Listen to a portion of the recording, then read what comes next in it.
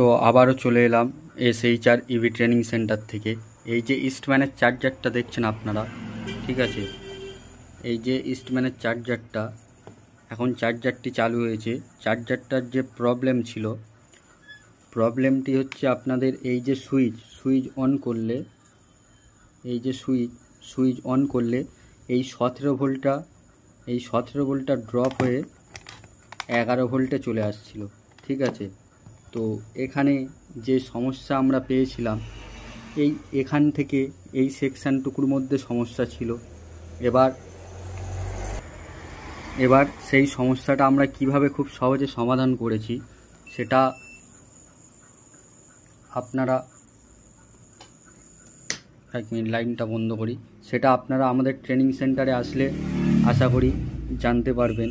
আর ফালতু আমরা ভাটবাজি করে খুললাম ভিডিও হ্যান ত্যান বলি না।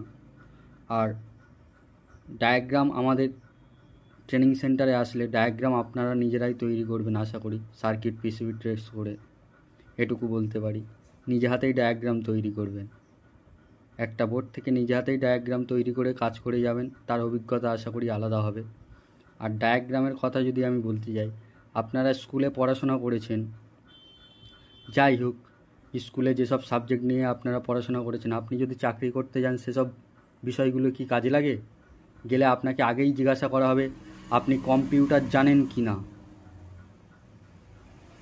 কিন্তু স্কুলে কম্পিউটার শেখানো হয় না।